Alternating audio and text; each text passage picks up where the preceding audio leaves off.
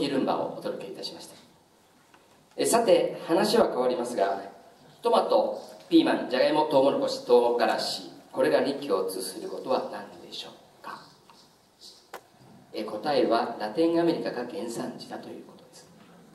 今の私たちの生活でよく見かけるこれらの野菜は、コロンブスの新大陸発見後にヨーロッパにもたらされ、世界中に広がるとともに改良され、現在私たちが口にするそれぞれの野菜となっているんですね。トマトがない時代、イタリアの人たちはどうやってパスタを食べたのでしょうか。なんて想像を広げるのも楽しいことです。これらの野菜以外にもラテンアメリカには日本に馴染みのない食べ物がたくさんあります。例えばこれ、紫色のトウモロコシです。現地では煮出してジュースにしたりと使っています。チチャモラと言いますね。そしてこちら、乾燥じゃがいもの中魚というものです。じゃがいもを乾燥させたものですね。アンデスの地域の、気温の高低差を利用して夜のうちに凍らして昼のうちに溶けた、じゃがいもの水分を抜くという作業を繰り返して、乾燥させたじゃがいも中魚です。アンデスの気候を利用して作られるこの中魚は先住民の貴重な保存食として、また現在でもスープなどの具としてアンデス地方の人々の暮らしにはなくてはならない食材です。続いてお送りする曲は、この中魚にちなんだ「中魚の花咲く頃」という曲です。歌詞では、去っていった愛する人への思いを伝えながら、中魚の花が咲く頃に一緒になろうと歌っております。干されて固まったじゃがいもなので、決して花が咲くことはありません。切ないやるせない気持ちを歌った恋の歌です。お聴きください。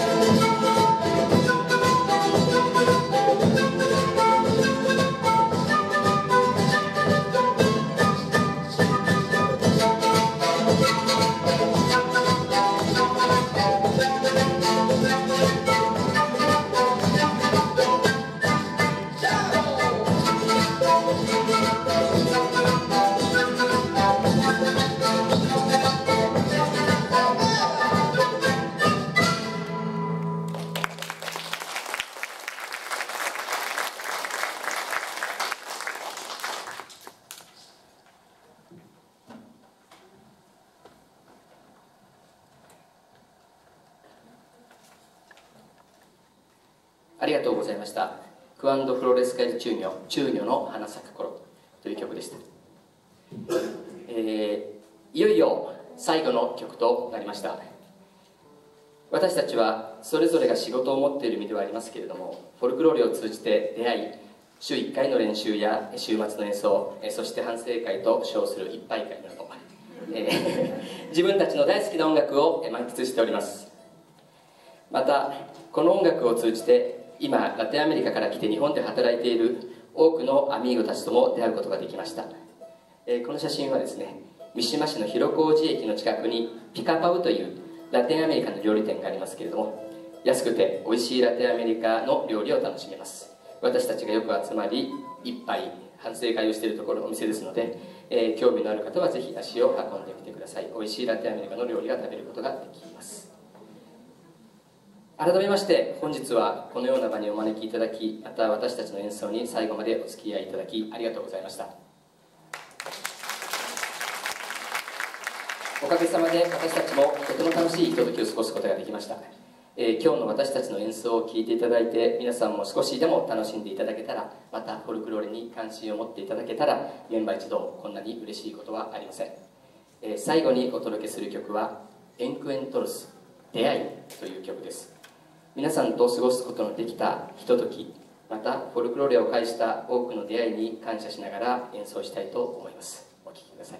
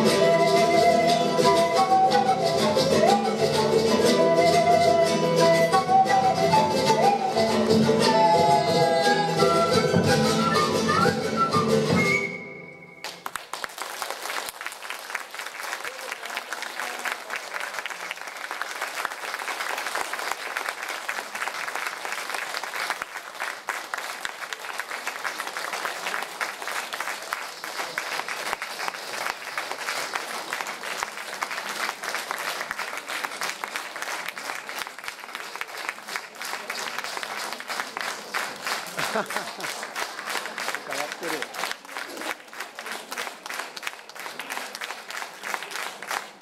りがとうございました。拍手いただいてとても嬉しいです。こういうの拍手いただくことに慣れていないアマチュアグループですので、気持ちいいですね、やっぱりアンコールの拍手いただく。それではせっかくの機会ですので、1曲だけお届けしたいと思います。本日は講座を通じましてフォルクローレのですね、歴史や特徴、楽器などについて紹介をさせていただきましたが、いかがだったでしょうか。アンコールとしてですね、今日の講座の一番最初に演奏した曲「コンドルは飛んでいく」をですね、もう一度演奏したいと思います。フォルクローレの音楽の豊かさ、奥深さを感じながら、